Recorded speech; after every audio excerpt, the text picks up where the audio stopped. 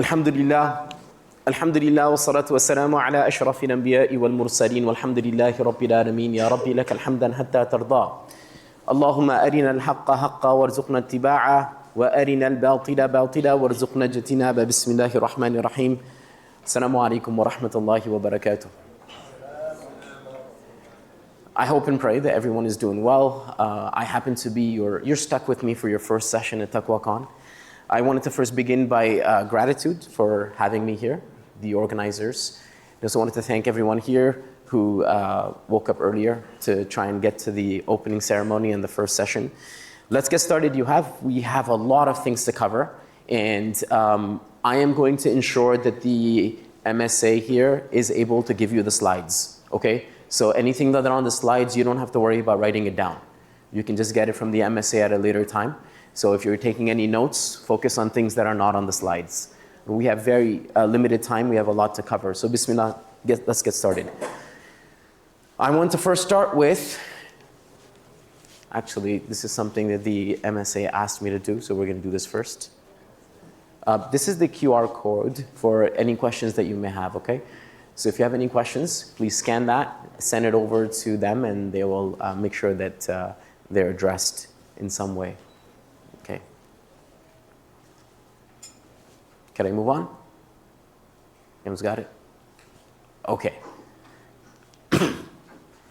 So, first concept that I want everyone to take in, and before we actually get into the slides, in the Tarikh al-Khulafa, the biography or history of the Khulafa, the Caliphate, one of the things you find that's very interesting is that we have a report of an instance from Sayyidina Ali's life. At the Battle of Siffin, there was a lot of chaos. In this chaos, his shield goes missing.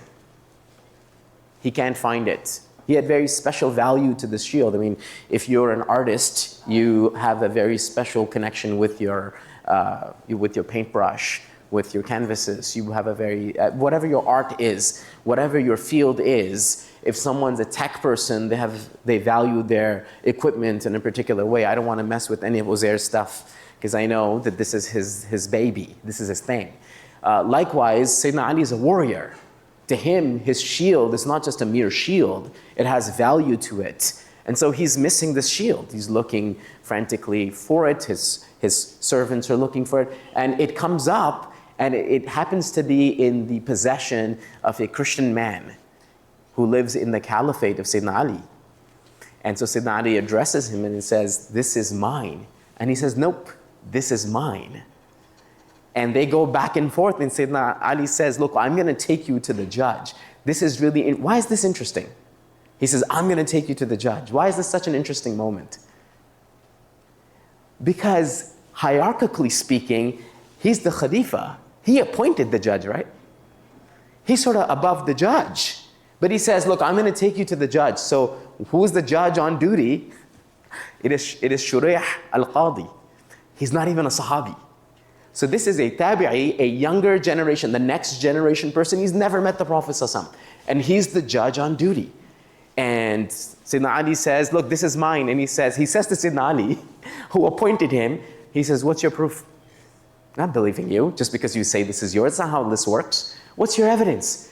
And he says, "Well, here's my son, Hassan, and here's my servant who found the shield. So both of these people can attest to, I have two witnesses. And they're both attesting that this is my shield."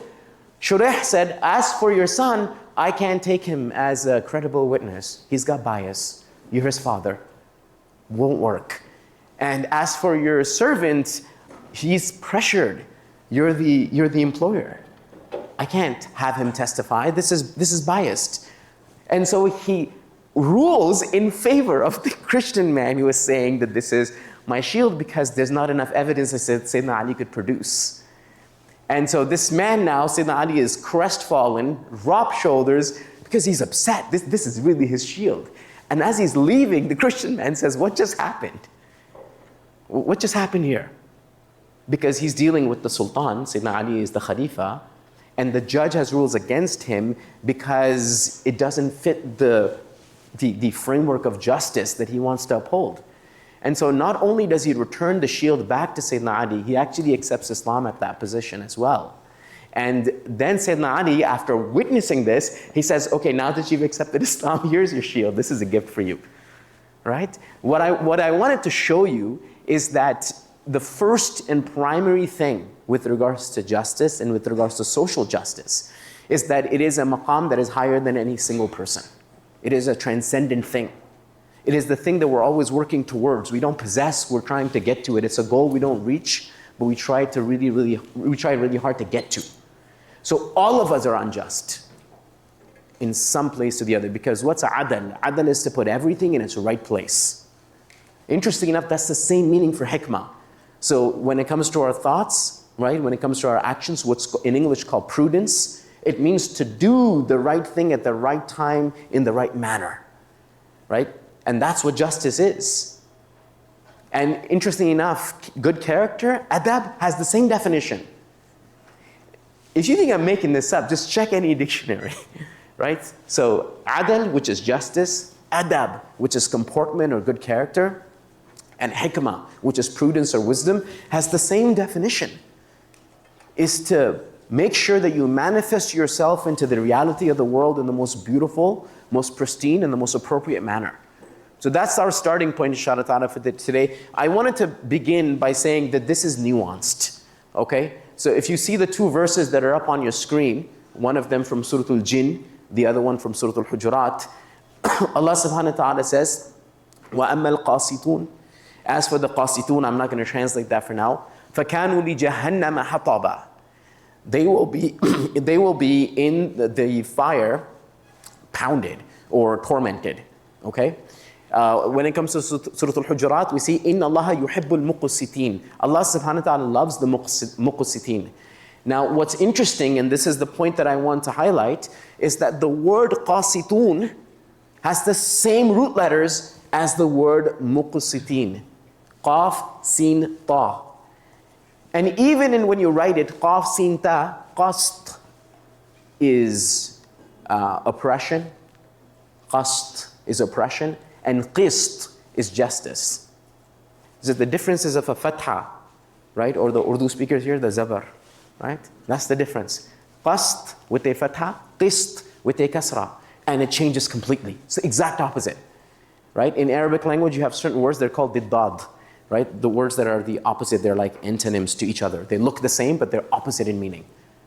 And interestingly enough, the Quran uses the word just for justice, muqsitin, and the word qasid for oppressor in the Quran multiple times. And what that goes to show you, that it is a delicate balance. It's a very delicate, it's a nuanced issue. One thing wrong and you go from being just to being unjust. One wrong calculation, you go from being just to unjust. Because it's just the difference between a fatha and a kasra. Yeah, that's the demarcation. So first off, I only have 1 hour with you. And if we had the entire TaqwaCon for like 8, 10, 14, 15 hours of lectures, we still wouldn't be able to do justice to this presentation on social justice, okay? Secondly, when we say these are the Islamic principles, that's the title of the discussion today, the Islamic principles of social justice, that's a very heavy thing, because when we say Islamic, now I can't make stuff up, right? I'm prohibited from making stuff up now because of the adjective Islamic. I have to root it back into the Quran, the prophetic model, and the Islamic academic heritage. That doesn't obviously stem from me. The third is that every single person talking about something which has a sort of manifestation in reality of the present day is going to bring their own baggage, their biases, their blind spots, etc. So you should be aware of who you're taking your knowledge from, and you should be aware of my history a little bit so that you're aware of my biases and my blind spots, okay? And finally, the goal is not to be provocative. Maybe I'm going to say something here that might slightly offend some people, but that's what happens in a classroom. That's what happens. We might be a little bit offensive to people, but that's not to be provocative. Is to be thought-provoking. The goal is that after the discussion is done today, all of you are thinking about these things. Not because I provoked you, I hope not, but because I said something or I coded something that was thought-provoking. It's the ideas that you want to sort of battle with. And I'm going to stay back, just because the nature of my topic is like that. I'm going to stay back. If you have any feedback, if you have any criticisms, if you have any concerns, I'll stay back, and then we'll have hopefully a civil discussion. Okay. Bismillah, let's get started. So, before we get into anything, I'm going to rush through this stuff because this stuff we should know. All of Islam is based on tathhir and tazkiyah. How do we know this? The Quran explicitly tells us this, right? The Quran says, قَدْ أَفْلَحَ مَنْ تَزَكَّى. The successful one is the one who's purified themselves. The Quran says, قَدْ أَفْلَحَ مَنْ زَكَّاهَا. The successful one is the one who's purified their soul, their nafs. So this is a consistent theme. Allah subhanahu wa ta'ala says that on the Day of Judgment, لَا يَنْفَعُ مَالٌ وَلَا بَنُونَ إِلَّا مَنْ أَتَى اللَّهَ بِقَلْبٍ سَلِيمٍ.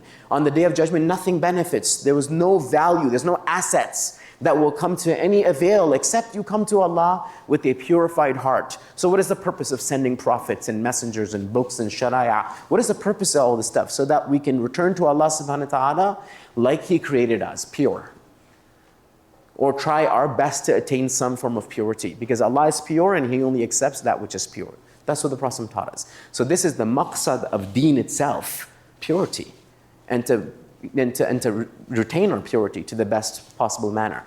Now, purity works in different dimensions. All of the Sharia can be explained through this, by the way. Purity manifests in different dimensions. So first dimension, our relationship with Allah must be pure. So if our devotion is for other than the sake of Allah, it is in neglect of God, we're not giving the rights of God, then we are not making our relationship with Allah pure, right? Our submissions to do's and don'ts, right? If we listen to someone over the command of God, then what we've done is that we've muttered up this relationship with Allah subhanahu wa ta'ala, right?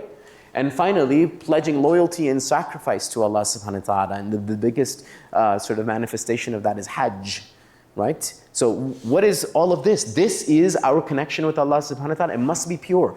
Allah does not like any association, any partnership with this regard. Because what is, the surah of Tawheed? What is the surah of Tawheed? Not the ayah. What is the surah of Tawheed? You all know it.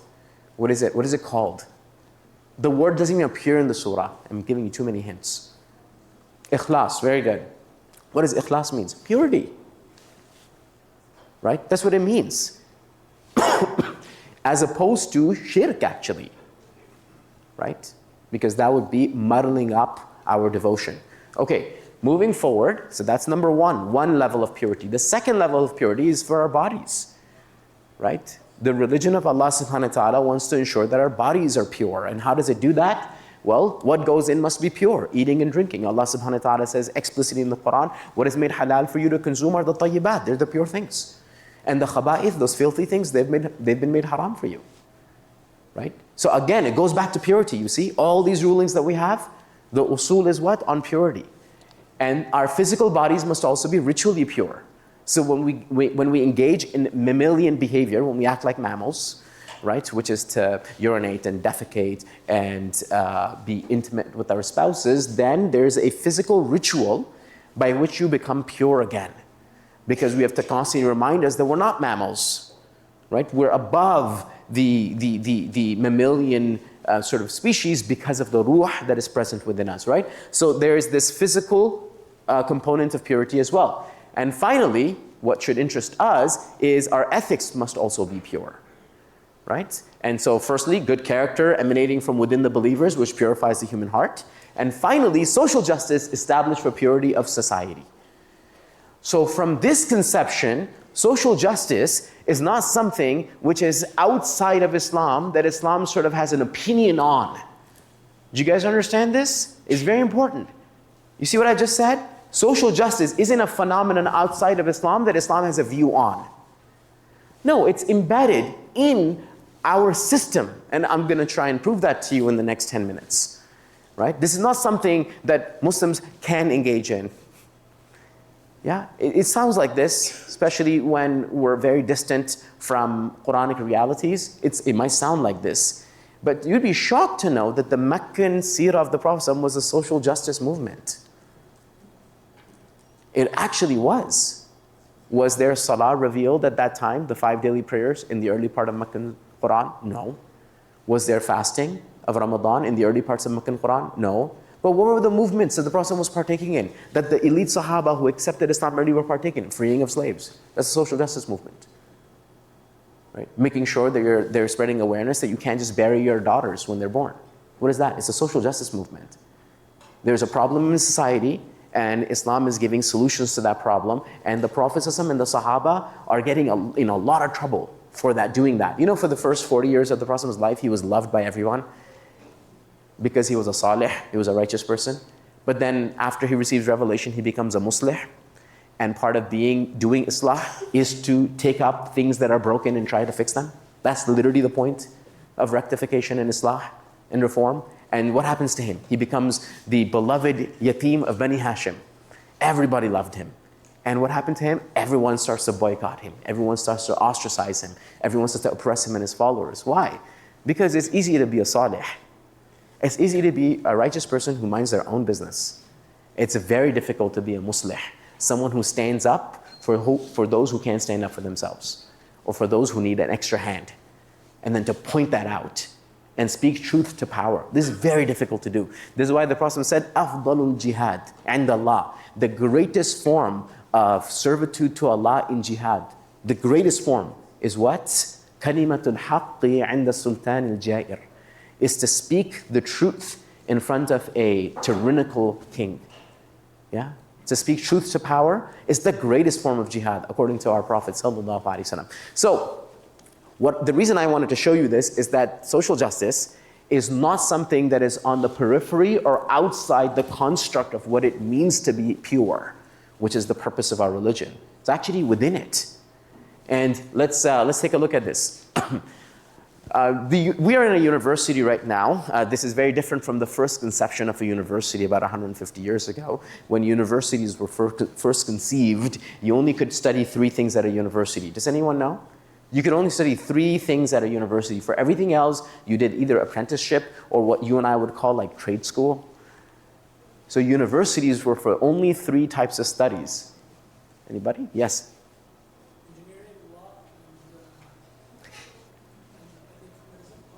You're very close. Engineering wouldn't have been possible back then because you didn't have the things that we have today, but very good. Engineering was still trades back then.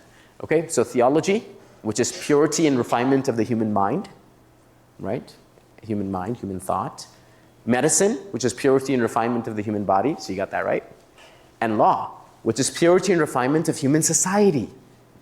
That's the only, because that was considered those things that needed refinement, always. You always need refinement with those. There are going to be people who are not going to understand God right, so you need theology. There are going to be people who are going to get sick, you need medicine.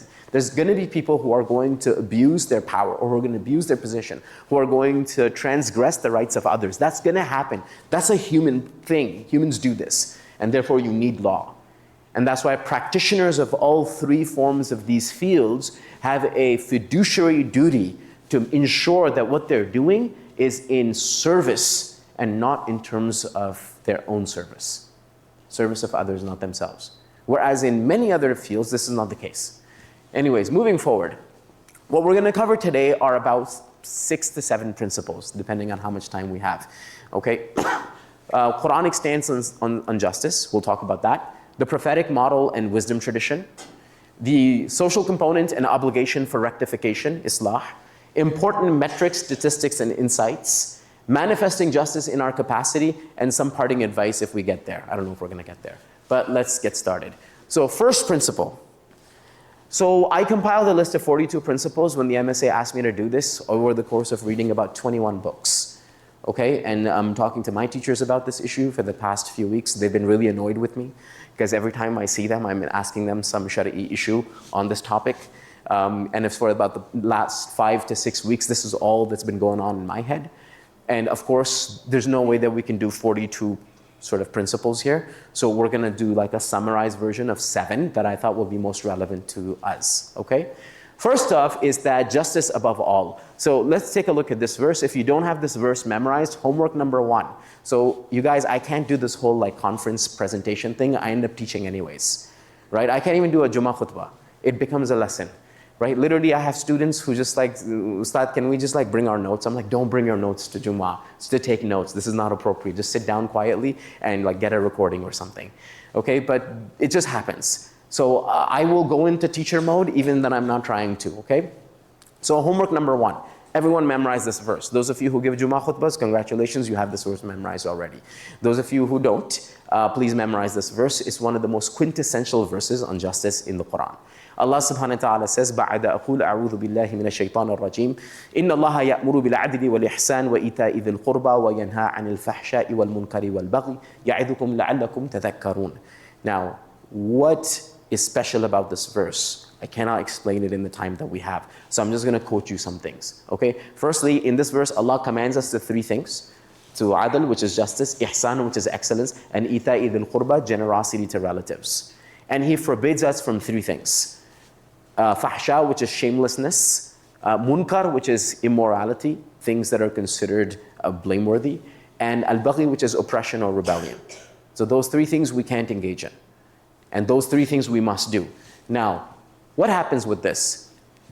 Why do we recite this every Friday? This verse was instituted as part of the Jummah khutbah because an injustice or an unjust action was taking place. So I don't know if you guys can read this, it's too tiny, I'm just going to summarize it for you. When the Umayyad Caliphate took over, the first 7 khulafa or amirs of the Umayyad Caliphate had a system on which at the Jummah khutbah from the pulpit, Sayyidina Ali and some of the members of the family of the Prophet would be cursed. And this was not just one masjid or 2 masjids, the entire caliphate was like that. All right? For the first 7 kings of the Umayyad dynasty. Until the 8th one comes in, and that's Umar ibn Abdul Aziz, and he finds this horrendous. And he says, we, by legislative decree of the king himself, we're going to change this. This is not appropriate. And we're going to switch it. Instead of cursing the family of the Prophet ﷺ, we're actually going to do the opposite. We're going to recite this verse because he wanted people to know that this were righting a wrong. Injustice was taking place and we're fixing it. And so we today recite this verse in our khutbah because of a unjust action that was happening hundreds of years ago.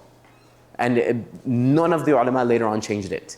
And interesting enough, all 4 madhabs recommend reciting إِنَّ اللَّهَ يَأْمُرُ بِالْعَدْلِ وَالْإِحْسَانِ وَإِيتَاءِ ذِي الْقُرْبَى as part of their Jummah khutbah. Okay, some interesting historical tidbit. You can read this stuff. You're going to get the slides anyway, so that's fine. We have to move on. This is from Ibn Ashur. Ibn Ashur, I'm just going to summarize this again because if we read this stuff, it's going to take too long. He basically says that the verse right before this, Allah subhanahu wa ta'ala says, إِنَّ هَذَا الْقُرْآنَ تِبْيَانًا لِكُلِّ شَيْءٍ. The Quran is an explanation of everything with regards to guidance. That's the verse right before this. And then Allah subhanahu wa ta'ala now wants to explain the gist of the Quran. So this verse is the gist of the Quran. That's what he says. And I'm asking you, what's the first thing on our list? There's a list of 6 things, right? 3 do's and 3 don'ts. What's the first thing on that list? Yes, sir. Justice. So if this verse is the gist of the Quran according to the Mufassirun, what is the priority in all things? Justice, right? Interestingly enough, look what he says. This verse is the essence, seed of the Sharia. The previous verse, the Quran, is a clarification for all things with regards to guidance. This verse 90 encapsulates that clarification. The verse over all things prioritizes justice. Now, this is an interesting verse because of the experience of the first people who heard it. When they first heard it, how did they react to this verse? Because you have to understand how insane this would be as an idea in 7th century Arabia to talk about justice. Because it's the tribal feudal system. You can't talk about justice in a tribal system. You know, for example, the Prophet said, unsur akhaka zaliman aw mazlum. Help your brother, whether they be oppressor and oppressed. The Jahili Arabs did this. Right? So let me give you an example. Let's say Uzair is my brother. He's from my tribe. Okay? And he's oppressed. So of course, my tribal allegiance, I'm going to come to his defense. But guess what? Uzair is my brother and he's oppressing someone else. Oh, because of tribal allegiance, I'm going to oppress this person too. That's how they understood that. Help your brother, whether they're oppressor or the oppressed. They did this. But the Prophet came in and he changed that. He said, no, the way you help your brother who is the oppressor is by stopping him from doing the oppression. He completely flipped it. And there's many things that he did this to. We don't have that's not the point of discussion, but there's many things. So look at what happens. Ikrimah says, قَرَأَ النَّبِيُّ صَلَّى اللَّهُ عَلَيْهِ وَسَلَّمَ عَلَى الْوَلِيدِ بِن مُغِيرَةٍ. Walid ibn Mughira was the poet of the Quraysh. He's the most eloquent from amongst the Quraysh. Now, he's not the most eloquent poet of the Arabian Peninsula. Those guys are not Qurashi, right? But the most eloquent person from Quraysh at the time of the Prophet is this man, Walid ibn Mughira. There are 3 places in the Quran where his story is mentioned. So he's a very important character in the Qurayshi sort of milieu in early Meccan period. And what does the Prophet ﷺ say? The Prophet ﷺ, he goes to the Prophet to convince him to let go of this, Islam stuff, right? So he has a meeting with the Prophet ﷺ, and the Prophet said, "Can I recite to you something?" He said, "Okay, fine," because he's a poet, he's a literary man. So the Prophet's focus is, I'm going to get him to taste it. He doesn't know what he's talking about. I'm going to give him a glimpse. And what does the Prophet choose to recite to him? This verse, إِنَّ اللَّهَ يَأْمُرُ بِالْعَدْلِ وَالْإِحْسَانِ. This is the verse the Prophet recites to him. إِلَىٰ آخِرِهَا فَقَالَ يَا ابْنَ أَخِي أَعِدْ. He says, encore. This is what he did in Mughira says, like one more time. What was that? And the Prophet recites it again. فَأَعَادَ عَلَيْهِ فَقَالَ وَاللَّهِ إِنَّ لَهُ لَحَلَاوَةً. Whatever you recited, there's some sweetness in this. وَإِنَّ عَلَيْهِ لَطَلَاوَةً. And whatever you recited, it's the pinnacle of eloquence. Again, who's saying this? If you bring some gold to me and I put it in my hand and like, this is real gold, it would mean nothing because I'm not a jeweler. I have no idea what real gold is, right? But Walid ibn Mughira is a poet. He understands language, he understands words, he understands diction, he understands eloquence. And he's saying, this is absolutely sweet. I don't know what this is. وَإِنَّ أَصْلُهُ لَمَوْرِقٌ, or the muriq, that this is the basis of something beautiful. And he says, وَأَعْلَاهُ لَمُثْمِرٌ. Yeah, its essence is beautiful, and its height is it's fertile. It produces fruits. And he says, وَمَا هُوَ بِقَوْلِ بَشَرٍ. There's no way this is the statement of a man, right? So this is the reaction of the people in his time. Then وَذَكَرَ الْغَزْنَوِي أَنَّ عُثْمَانَ بن مَذْعُونَ. You know who Uthman ibn Maz'un is? He's a very noble companion of the Prophet. His family till date has the keys of the Kaaba. Yeah? Because that was their role in Meccan times. That's what his family's role was. They were guardians of the Kaaba. The Prophet gave him this because he trusted him. Because he's a very trustworthy person. I don't want to get into a story. But he says, مَا أَسْلَمْتُ إِبْتِدَاءً إِلَّا حَيَاءً مِّن رَسُولِ اللَّهِ. He said, I accepted Islam in the beginning, but only because I didn't want to upset the Prophet. He's like, I don't really believe in this stuff. All right? The Prophet was such a kind person. I don't want to upset him. I did it out of shyness in his presence. I did it out of that. He says, حَتَّى نَزَلَتْ هَذِهِ الْآيَةِ. Until this verse was revealed, and he says, وَأَنَا عِنْدَهُ فَاسْتَقَرَّ الْإِيمَانُ فِي قَلْبِي. When this verse was revealed, then my heart established on Iman. Right? And then Ibn Mas'ud said, هَذِهِ أَجْمَعُ آيَةٍ فِي الْقُرْآنِ لِخَيْرٍ. Right? يُمْتَثَلْ وَلِشَرٍ يُجْتَنَبْ. This is the most comprehensive verse in the entirety of the Quran, which combines good that needs to be emulated and wrong that should be stayed away from. So it's a very important verse. This is why you should memorize it. Okay. That's the first principle. The first principle is justice above all. First thing that we consider in all of our interactions is that, am I being fair? Am I being just? Is there someone's rights that I'm trampling? Right? And that's a personal question we have to ask in all our capacities. As a son or a daughter, we have to constantly ask this. As a sibling, we have to ask this. As an employer, we have to ask this. As an employee, we have to ask this. We are contractually binded to each other. And our job is to make sure we're being fair to that contract at all times. Okay, let's take it to the next level. Principle number 2. Social concern and care is the first call of Allah's deen. In Meccan Quran, it's the first call. This is before the 5 daily prayers, Ramadan, it's before all of this stuff. Right? Therefore, in our lives, when we're trying to get close to Allah subhanahu wa ta'ala, guess what's the first thing that we should also think about? Our cases of justice, our communities. Is justice being served or not? right? Da'wah is a call for social reform and justice, whereas Medinan Da'wah is about rituals and community growth. Let me give you some examples of this. This is the early Meccan Quran. Early Meccan Quran, Surah Al-Balad. What does Allah say? أَيَحْسَبُ أَن لَمْ يَرَهُ أَحَدٌ. Does the human being think that no one's watching them?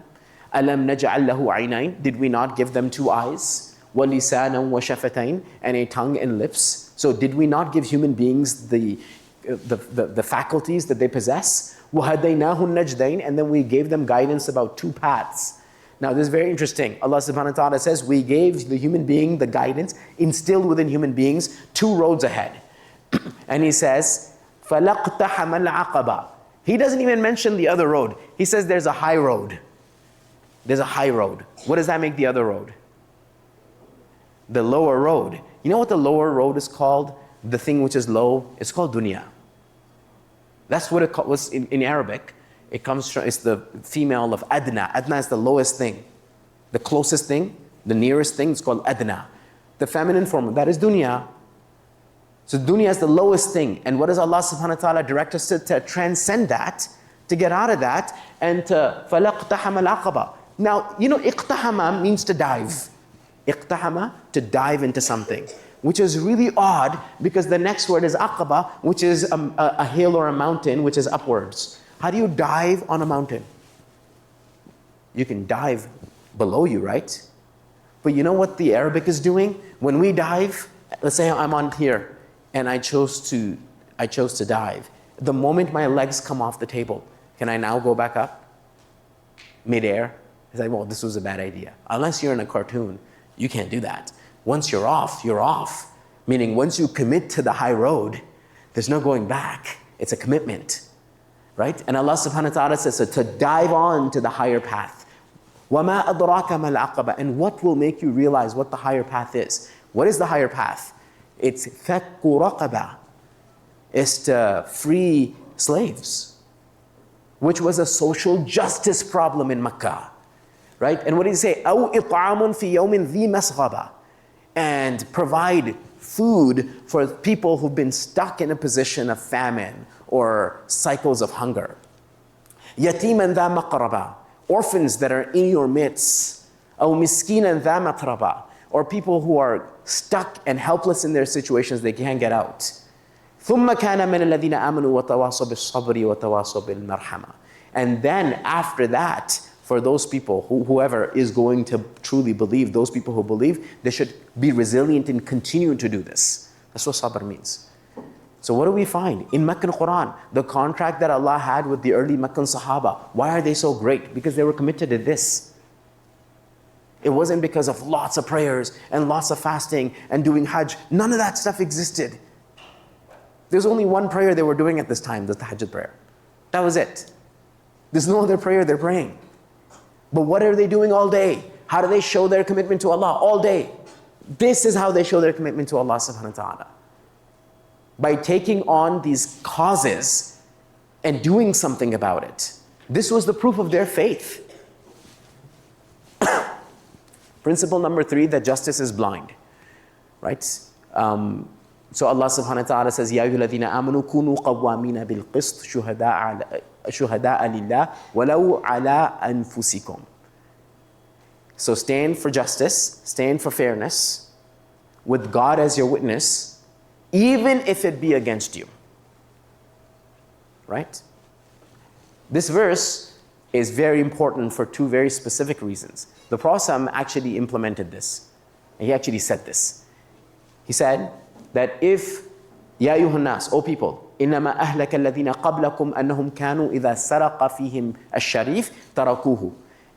The people of the past were destroyed because they played games with justice. If a nobleman from amongst them was to steal, they would not do anything. But what would happen? وَإِذَا سَرَقَ فِيهِمْ الضَّعِيفِ أَقَامُوا عَلَيْهِ الْحَدِّ. And if not a noble person, a regular person, someone of a weaker status, if they were to do any crime, like theft, then they would apply the had punishment to them. So a different standard for the rich and the elite, and a different standard for the poor and the helpless. And the Prophet says, لَوْ أَنَّ فَاطِمَةَ bint Muhammad, if Fatima, the daughter of Muhammad, سَرَقَتْ لَقَطَعْتُ يَدَهَا. If Fatima was to steal, her head would be cut. Right? Actually, he would cut her head. Right? What does that tell you? That tells you what the Prophet is saying is that there's not going to be this separate standard stuff, right? Based on race, based on hierarchy, based on wealth, based on gender. It's not going to work. Recent anecdote. So let me tell you something about this, okay? So my daughter is 4 years old, and we recently moved. So because we moved, I had to enroll her into an Islamic school, right? And they had a wait list. She's like 36 on the wait list. So of course she didn't get in because she's on a wait list. And I got a call from someone who knows people on the board of that Islamic school. And it said, Sheikh, you're looking for a spot for your daughter? I can make it happen. And I said, you can't, because she's like 36 on the list. He says, no, I can make it happen. Don't worry about that. And this is one of like hundreds of examples where, because you're an imam or a teacher or a scholar, in other cases a politician, in other cases a bureaucrat, someone higher up in the political or the governmental ranks, you get things and you have access to things that other people don't have. And I remember one incident, and I was talking with him on the phone, and I remember this incident. I was out, we were at a camp, and one of my teachers was at this camp. So I know his coffee order, right? So I just called him and I said, hey, I'm just bringing you coffee. He said, are you bringing coffee for the rest of the 46 people as well? I said, no. He said, then please don't bring it for me. And so he was very concerned in making sure, you guys know what faluda is? Does anyone know what faluda is? Faludaj in Persian. So when Sayyidina Ali was in Persia, because he moved his caliphate, right? You guys know, he moved his caliphate from Medina to Kufa. And at Nowruz, which was their spring festival for the Persians, one of their governors brought Sayyidina Ali faludaj, and he tasted it and he loved it. He's like, what is this? So this is amazing. And he says, this is for you. He said, do you have it for my entire cabinet? He's like, no. He's like, well, you can take it back. Right? It's a mindset, isn't it? That I don't think this is fair. Right? Like, this is not appropriate. It seems odd that there's a specific standard for 2, 3, 4 people and a specific standard for everyone else. Uncalled for, right? By the way, this translation of this ayah is at the Harvard Law School's quote in its atrium, right? And I wanted to just highlight that because they were looking for all ancient proofs of calls of justice, right? And they use this verse because it so clearly says that you have to go against yourself. Awil walidain wal aqrabin, because of justice. So injustice due to love and loved ones is very common. Yeah, it's very common. I can give you an example. This is an ethical dilemma. What do you do if you're someone who you love, they need a kidney? Okay, and you could do something fraudulent to move their name up on the list. Would you do it? A lot of people would do it. A lot of pious people would do it because this is about their loved one, a child, a brother, a mother, someone. They would do it. But this is exactly what the verse is saying, even if it's against yourself, against your parents, and against your close people, right? Okay, principle number 4. It says Islam is a religion of reform. What does that mean? That means Allah subhanahu wa ta'ala told us in the surah that you all memorized, وَالْعَصْرِ إِنَّ الْإِنسَانَ لَفِي خُسْرٍ إِلَّا الَّذِينَ آمَنُوا وَعَمِلُوا الصَّالِحَاتِ وَتَوَاصَوْا بِالْحَقِّ وَتَوَاصَوْا بِالصَّبْرِ. That there is a social component, this is in the plural, there's a social component of guiding and telling everyone about what the truth is, and guiding and telling everyone to persevere with regards to the truth. So it's not like I'm going to be plugged off from the community and what's happening around me type of religion. It's not. This is bare minimum. وَالْعَصْرِ إِنَّ الْإِنسَانَ لَفِي خُسْرٍ. If you don't want to be in loss, then you have to do at least these 4 things. So what is the book that's purchased the most after the Quran, after the Bible in the English-speaking world? Does anyone know? It's the most sold copies of which text? Yes? It would be Shakespeare? Yeah, that's good. You're close. Shakespeare is 5th. So it's up there. Actually, it's called The 7 Habits of Highly Effective People, okay, by Stephen Covey. It sold the most amount of copies in the English language. He divides his book into 4 components. Paradigms and principles, things that you should stand up for, like you believe in something. Private victory, you better act on those paradigms yourself. Public victory, you better tell everyone else that this is something powerful that you need to adopt in your life. And finally, renewal, and keep doing it. Now, if I'm telling you that the basis of our religion is to ensure that purity is reached, and one form of purity is social purity, which means that justice is taking place, if I'm telling you that, then what's the principle and paradigm of Islam over here? Justice. What's the private victory? Justice in our lives. To the point where the Prophet even said with our body, there's justice with our body, like our body has rights over us. That if you're depriving your body of particular nutrients, then you're a zalim. That if you're depriving your body of adequate sleep, then you're a zalim. That if you're depriving your body of certain things that it requires, then you're a zalim. Right? So private victory within yourselves. Then public victory, which is things that are happening at a societal level. To be able to say, I can't be okay with this horrible thing taking place. I'm not okay with that. And if it's not going to affect me, there's a problem with my faith, as the Prophet is going to teach us. Right? And then finally, renewal, which is once you've solved this one problem, you find another problem. There's always something that needs solving. Right? So Allah subhanahu wa ta'ala tells us, Kuntum khayra ummah. This is like one of the most favorite verse of like many Muslims, right? Because it means you are the best of nation. And everyone feels great about that. Yes, we are the best of nation. But then they don't read the next part, which is ukhrijat linnas, right? Which means taken out for the service of mankind, for other people. You understand? So you're not the best from everyone else. You're the best for everyone else. Do you understand the big difference? It's not saying, good job, you're so good. It's saying you're only good as long as you're good to others, as long as you're serving others. And how do you serve others? تَأْمُرُونَ بِالْمَعْرُوفِ وَتَنْهَوْنَ عَنِ الْمُنْكَرِ. You encourage that which is good and you forbid that which is evil. وَتُؤْمِنُونَ بِاللَّهِ, while believing in Allah. وَلَوْ آمَنَ أَهْلُ الْكِتَابِ, and it goes into the other direction now. And then next, look at next one. وَمَا كَانَ رَبُّكَ لِيُهْلِكَ الْقُرَى. Allah will never, this is not befitting God, that He destroys a people. He says, بِظُلْمٍ, because of their dhulm. So there's a group of people that are doing dhulm. Allah says, I will not destroy them.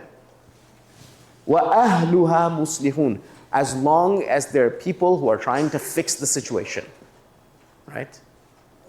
Oh, sorry. How did that happen? Right? What is Allah subhanahu wa ta'ala saying? He's saying that Allah will not destroy a people as long as there are people trying to make things right. Which means our communities, as long as we're part of their communities and we're trying to do something right, that community has Allah subhanahu wa ta'ala's aid, even if things aren't going in the right direction. Allah will not destroy that community because they've got help. The Prophet was Salih for 40 years and faced no opposition. The moment he became Muslim, his opposition began. How many of us have lost friends because of what happened after October 7th? How many of us have lost friends? A lot of us, yes. And those people were completely fine with us before. Right? Because we were in Salih mode. We were just like righteous people, like get along with everyone. And then you start speaking up and you start to point fingers and you start to say this is wrong and that is wrong and what about this and what about that? And immediately, once you become a Muslim, you'll get an opposition by default, right? Principle number 5. One's circle of influence varies, therefore their social justice efforts will vary as well. I'm going to speed through this, you guys, because my time is almost done. The Prophet taught us that you have 3 conditions. You have a condition of power. If you are in a position of power, you change things. You have a condition of influence. If you're in a position of influence, you speak about things. And you don't have power or influence. You're helpless. And even then, when you're helpless, at least you should introspectively know that what you're witnessing is wrong. So when you see anything wrong, مَنْ رَأَى مِنْكُمْ مُنْكَرٍ, if you see anything wrong, ask yourself, do I have the power to change things? If you do, you better change things. Do I have the ability to speak against it? If you do, then you do that. And if you can't do any of that, at least know in your heart that what you're witnessing is something evil, which is something wrong. So there's this hierarchy that the Prophet gives us. Now, one of the things that Ibn Rajab says, فَدَلَّتْ هَذِهِ الْأَحَادِيث كُلُّهَا عَلَى وُجُوبِ إِنْكَارِ الْمُنْكَرِ بِحَسَبِ الْقُدْرَةِ. He says, Ibn Rajab, because I don't want you to think that I'm making this up, that when you want to say something is wrong, you do it based on your ability and your capability. Right? وَأَمَّا إِنْكَارُهُ بِالْقَلْبِ لَا بُدَّ مِنْهُ. As for knowing that it's wrong and believing that this is wrong, there's no escape from that. That's inevitable. You have to do that. As a believer, you have to know what's wrong and what's right. But when it comes to the others, then it depends on your ability. Right? Likewise, he says, لا يأمر بالمعروف. This is Sufyan al-Thawri. وَلَا يَنْهَى عَنِ الْمُنْكَرِ إِلَّا مَنْ كَانَ فِيهِ خِصَالٍ. This is the challenge that I want to put to everyone here. He says here, Sufyan al-Thawri says, that you cannot tell someone to do the right thing or stop someone from doing the wrong thing except you have 3 attributes. If you don't have these 3 attributes, this is not your place. And this is the problem with a lot of us. A lot of us. This is not our maqam. It's not our place, and we're doing something and then we make a mess of it. And guess who looks bad? The religion looks bad. What does Allah, what does he say, Sufyan al-Thawri? He says, رَفِيقٌ بِمَا يَأْمُرُ رَفِيقٌ بِمَا يَنْهَى عَدْلٌ بِمَا يَأْمُرُ عَدْلٌ بِمَا يَنْهَى عَالِمٌ بِمَا يَأْمُرُ عَالِمٌ بِمَا يَنْهَى. 3 things. Without these 3 things, you can't tell someone to do the right thing and stop someone from doing the wrong thing. Number 1, gentleness. You have to have a protocol. Number 2, he says justice. You have to understand what's going on here in the situation. And number 3, ilm, knowledge. Without knowledge, you don't get to say this or that, the other. Right? So basically he's saying, don't be an emotional bloke, but know the situation and then act. We find that Ibn Taymiyyah says something very similar. فَلَا بُدَّ مِنْ هَذِهِ الثَّلَاثَةِ الْعِلْمِ وَالرِّفْقِ وَالصَّبْرِ. He says, you cannot do amr bil ma'ruf and nahy anil munkar. You can't do islah. You can't rectify the community unless you have 3 attributes: knowledge, gentleness, and patience, because you're going to need them. Right? This is from John Stuart Mill. So we get to principle number 5. John Stuart Mill, who delivered an 1867 inaugural address at the University of St. Andrews and stated, "Let not anyone pacify his conscience by the delusion that he can do no harm if he takes no part." I'm going to read that again because a lot of us are in this boat right now. Okay? And that's why when they told me that this is my topic, I'm like, yes. Even though I don't like this topic because, this is difficult. As I told you, out of 42 principles, I had to select 7, right? What does he say? He says, let not anyone pacify his conscience by the delusion that he can do no harm if he takes no part. As long as I'm not involved, what harm am I doing? Like you can sit on the sidelines. And you can be on the bench when something horrible is taking place as an observer. Right? Because there's only 3 types of people, right? Those who make things happen, those who watch things happen, and those who wonder what the hell happened. Right? And so what does he say? He says, bad men need nothing more to compass their ends than that good men should look on and do nothing. Yes? He is not a good man who, without a protest, allows wrong to be committed in his name and with the means which he helps to supply, because he will not trouble himself to use his mind on the subject. You don't get to sit this one out. That's what he's saying. When there's evil around you, you don't get to sit it out. Right? Like Jalaluddin al-Rumi says, if evil has not reached you and you ignored it, but it was around you, it will reach you. And if it doesn't reach you, it will definitely reach your loved ones. Right? Okay. And I'll finish up principle 5 with this, and then I have a very short thing, and then you guys are done, okay? Know that enjoining good and forbidding evil is at times done out of motivation to seek reward from Allah. At times done for the fear of His punishment for leaving it. At times done for anger for the sake of Allah, in violating His sacred limits. At times done with goodwill for the believers, mercy for them, and hope in their salvation from what might afflict them of the wrath of Allah and His punishment in the world and the hereafter. And at times it is done out of motivation to glorify Allah, to honor Him, and to love Him. Whoever considers these last 2 positions, so you do it for the sake of God, it will be easy for him every time he endures harm for the sake of Allah, because you're doing it for God. So if you hear horrible things when you're trying to do the right thing and you hear horrible things in return, you lose some friends, it won't bother you, because you weren't doing it for them, you were doing it for Allah subhanahu wa ta'ala. Right? Principle number 6, be courageous and stand up for what is right for the sake of Allah, not due to anger and vengeance. This is always important for us to remind each other of, because it's so difficult in these days to not be angry, right? To not be vengeful. It's very difficult because all of us are viewing the images, right? Even those of us who choose to plug out of the visual aspect of it, we're reading articles, we're hearing about it. So what does Allah subhanahu wa ta'ala says? Ya ayyuhalladhina amanu kunu qawwamina lillah. Stand for justice for the sake of Allah. Shuhada'a bil qist. Witnessers over justice. Right? وَلَا يَجْرِمَنَّكُمْ شَنَآنُ قَوْمٍ عَلَىٰ أَلَّا تَعْدِلُوا. And don't let your hatred of a people make you someone who's not just. Right? So, Amir Abdul Qadir al-Jazairi, when his soldiers were taken by the French, was the Algerian giant of a man. When his soldiers were taken by the French army, the French were extremely brutal. They would mutilate, they would torture, they would starve, they would do all of these things. When at a particular battle, the Muslim army, the Algerian forces, the resistance force had a lot of POWs, French soldiers. These guys had killed their comrades in battle. They had. And the direction from Abdul Qadir al-Jazairi was, you don't get to, no soldier of the Muslim army eats before the prisoners of war eat. And these guys would be sulking, right? The soldiers were sulking because they hated these people. And they had killed their comrades, but they had to feed them first before they had their meals. So they complained to them. They complained to Abdul Qadir. He's like, Sheikh, these people tortured our men. They tormented them. They died out of starvation in their camps. And we have to feed them before we eat during a famine? Right? What is this? Should we not do what they did to us?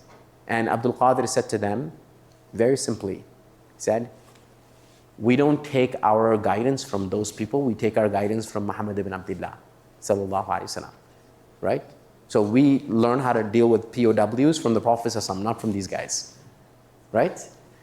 So work for Allah, not against the other. So it's simple paradigm. Work for Allah, not against someone else.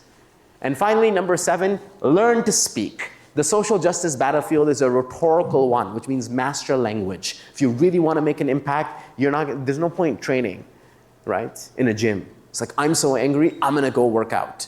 Okay?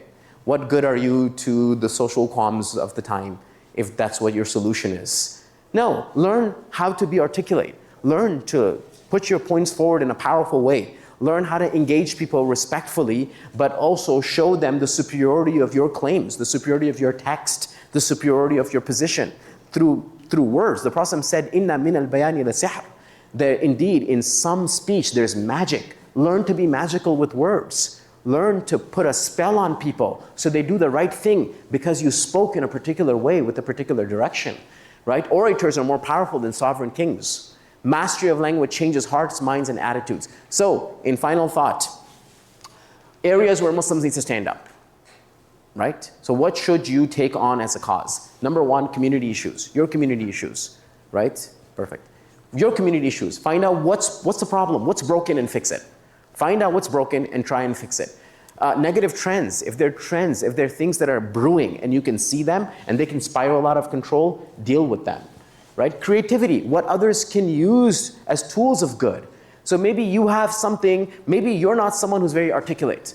Maybe you're not someone who can do this, that, or the other, but you're really good at project management. You're really good at bringing people together. You're really good at creating an app. You're really good with this or that or the other. Okay, do that. That's your contribution to social justice. You don't have to be on the front lines of every single cause. And finally, when the ummah bleeds, you choose to bleed with them. Yeah? When the ummah bleeds, you have to bleed with them because we're one body, which means you don't get to be on the bench. You don't get to sit it out. Find what you can do. There's always something to do. You guys are, mashallah, very blessed as an MSA that you have senior MSA members that are doing something for Palestine, right? I hope everyone here is aware of the petition that was going on with breaking the bonds with Technion and those things. Yes? Is everyone aware of that? Okay, good. But there are some MSAs, they don't know what to do. Well, like, what can we do? And there's always something you can do. Find out what that is. And if you can't go to someone, figure it out yourself. Get your feet dirty. Get your hands dirty. Find out what you can do to make a difference. But you don't get to sit things out. Okay, so when the ummah bleeds, you choose to bleed with them. And finally, some parting advice, inshallah ta'ala. Number 1, study. right? What did you learn from the ulama, Sufyan al-Thawri, whether it was Ibn Rajab, what was it, Ibn Taymiyyah, when it came to this thing, what did they say? Me personally, I had to read 21 books to have a basic knowledge of this topic to such a degree where I can speak on it for about 60 minutes. Okay? So, al-ilm wal-adab qabla al-amal. We are not reactionary people, we're responsive people. Muslims aren't reactionary. We process things, we learn things, we respond. So do that. Number 2, take mentors. There are experts of every field and practice. Find them and take from them. Okay? Their knowledge, experience, anecdotes, charisma, learn from that. And finally, don't be heedless.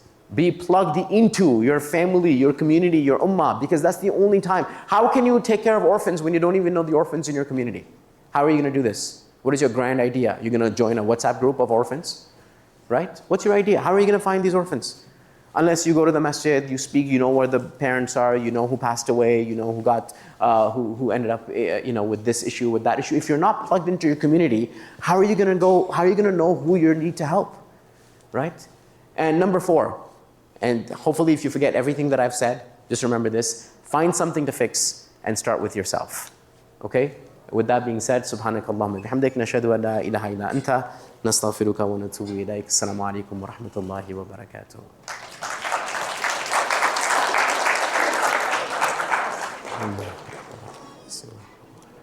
Ustadh, do you mind just putting the QR code slide back on? Yes, absolutely.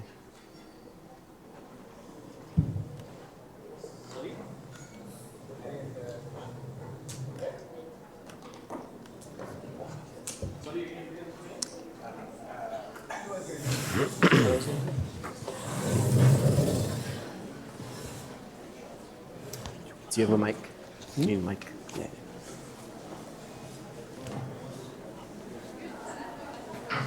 How's the positioning? I'll fix it. Let's get this.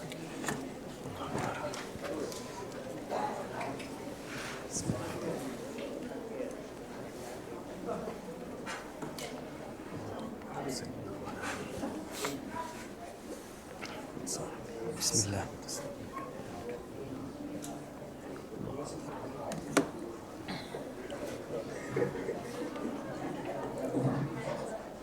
Jazakallah khair, Ustadh Hassan. So, right now, for anybody who is not aware, the following QR code will take you to our form, which you can put all your questions, at which point we will be answering as many questions as we can, inshallah. For today, we're just going to be keeping it for 5 minutes, bi'Iznillah, Ustadh Hassan. However, we did get quite a few good questions so far. And the first one comes from a sister, and near the end of your lecture, you talked about speaking up, being an advocate for what is correct and for what is right, and utilizing the tools that you have. One of the things that you mentioned is, being a speaker, being a public speaker, as you mentioned. And this specific individual is asking you, how can somebody learn how to speak? Okay.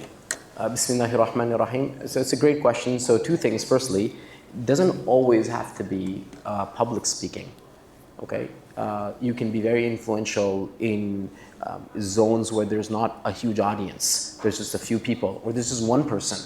But the way that you're speaking makes an impact on this person, right? It's your neighbors, for example. The way you speak to your neighbors, that's not, no one would consider that public speaking, right? But just your interactions with your neighbors and your issue, bringing up your issues that you have and speaking them in a cordial way, then this person becomes an ambassador for your cause. So when they go to work and someone is saying something about the Palestinian cause, but you're their neighbor and you've been talking to them about this for 6 months, every time you're gardening or you're doing them favors, you just bring it up and you share perspectives and you give them the alternative to whatever the mainstream media is saying. What do you think happens? Now, did you do some public speaking? No, but did you change a perspective? Yes. And maybe this one perspective that you changed had a domino effect. And that person now ended up changing so many people's perspectives. This is the power of influence, and we really need to get there. Secondly, you could also write, okay? But let's get to, because there's a lot of things online that you can contribute to blogs and responses and comments. Let's get to your actual question, which is public speaking and how do you get good at it? 3 things, very simple things. I asked Chris Hedges, he was here in 2016. I asked him, how do you have such powerful speech? By the way, Chris Hedges is a huge advocate for the Palestinian cause way before October 7th, right? And I asked him, how did you develop such a ferocious speaking ability? Like, there's no way anyone can, speak with him not be blown away. And he said he read about 3 to 4 hours a day for about 50 years. Okay, so a very avid reading practice goes a long way, number one. Number two, the second thing to do is listen to people who speak with a particular level of vernacular and they don't deplete from that level. Okay, whatever that means. If that's on YouTube, fine. If that's a podcast, fine. If you have someone in your community like that, yes, that's what it is. Surround yourself with people who weigh their words carefully, who choose the right word for the right moment. They have a flair for speaking. So surround yourself with that, number two. Number three, practice. When you're speaking to your friends, even when you're typing, when you're messaging, be grammatically correct, be pedantic, be that weird person who like writes everything out and doesn't use short forms, because it's a matter of habit. It's a matter of perspective. It's a matter of principle. Okay, so those three things, inshallah ta'ala, if you continuously do that, you'll see a lot of growth. Okay. Are we taking floor questions? Pardon? Are we taking floor questions? No. Okay. Jazakallah khair, Ustadh Hassan. Very well said, mashallah, and I guess we can also learn from you on how to speak, mashallah, too. So, one of the things that you mentioned is the idea of being khayr ummatin linnas. Ukhrijat linnas, apologies. So, in regards to that, you talked about serving and you talked about being there for the community, for the society that we're in, and serving them. However, I believe that for this next question, this individual is saying that many people will go into into different fields of study, especially here you're in an engineering school, and they will study, their programs, and they will go and they'll work at like different companies, but they may not feel that idea of servitude. They may not feel that idea through their careers. Where do you put that? So I'd highly recommend people, and your grade 10 careers class is supposed to do this, but it usually doesn't do that. Okay, how many of us found our grade 10 careers class to be an absolute joke? I didn't even have one. Okay, you didn't have one. Okay, yeah, so that's one of the most important courses you take. I actually teach that at a high school. It's one of the most important courses, and you know what I do? I don't teach it. I teach the grade 10 careers course without teaching it myself. Every day I invite an actual professional from a particular field, and they do a seminar sort of thing for the students, and they talk about their journey and the pitfalls and the advantages and the disadvantages, and that's the easiest course for me to teach, right? Because I just know the right people, and they come in and they do their thing. But in a nutshell, the way that you do this is you study what is an ikigai. Raise your hands, how many people know what an ikigai is? Okay, everyone needs to know this. The ikigai is basically a very, very important chart which allows you to see what you're good at. Okay, does that match with what you actually want to do? Right? Does that match with what people need? And many a times for us, we might be really good at something that we might not enjoy, but people need it, and that's called sacrifice. Or we might really enjoy something, it does not pay well, but we do it because that's called passion. Or we might want to do something and we're not getting paid for it and we're not good at it, and that's called a hobby. Which means that in every way that you do it, there is a value in figuring out what you're gonna do. And we can wear different hats, which means that during the day, we're doing this service for our particular company that has this particular goal. And in the evenings, maybe Tuesdays and Thursdays or Fridays, we're also doing this, which is serving the ummah. And then maybe on Wednesdays, we're doing something which is growing us. And maybe on the weekends, we're doing something that we enjoy. But you have to diversify yourself. It's going to be very rare to find something that you do which pays well, which you love, which the ummah actually needs, and that you're passionate about. It's a very rare combination. If you get there, don't ever let go. Okay, but if you don't have that, it's okay. You wear different hats. We do this all the time. Very well said, mashallah. And to your idea, part of seeking that career, part of seeking those opportunities is, as you mentioned during your lecture, seeking justice. Absolutely. Pardon? Absolutely. Yeah. So, in regards to that, this next individual is asking, do you have any books? Mashallah, you mentioned a lot of books and you mentioned a lot of readings during your lecture. What books would you recommend that people would look into when it comes to seeking justice? Okay, very good question. This is my fault. I should have put a slide right at the end because, you know what, I'll add that slide before I give it to these guys. So if anyone wants these slides, you just let your MSA know and they'll get it to you, and I'll add that slide. But in short, there was a lot of books that are really powerful. Not all of them are coming from Muslim writers. Quran and Just Society, by the way, absolute must read. If you're interested in this topic, you want to actually make a difference and you want to root your understanding in the Quran, it's called The Quran and Just Society, very important book. Dr. Thomas Sowell has a couple of really important books that make sure that the person who's advocating for social justice is not becoming completely reactionary and emotional, and they're rooting their social justice in some form of knowledge. They're grounded in principles and not just emotions, right? It's very important. The third is the great Malaysian scholar, Dr. Hisham. He has a book on Islam and justice. It's like a university textbook, so it's very dense reading, but it's really, really beneficial. Apart from that, there's a lot of books that come from different paradigms, like non-Muslim paradigms. So this is just a general advice. When you read books by non-Muslims on any topic, you just have to make sure that you have your grounding right. Because sometimes they'll be talking about rules and principles and things that sound really convincing, but it might be really problematic from the Islamic paradigm. Okay, so just as a FYI, okay? So be a little bit careful. But there's good reading. The Prophet said, Al-hikmatu dalatul mu'min, فَحَيْثُ وَجَدَهَا فَأَيْنَ أَحَقُّ بِهَا. Wisdom is the lost treasure of the believer. Wherever they find it, they're rightful over it. Jazakallah khair, Ustadh. And I think that's it for the questions for today. Again, round of applause for Ustadh Hassan, everybody. Jazakallah khair, Ustadh.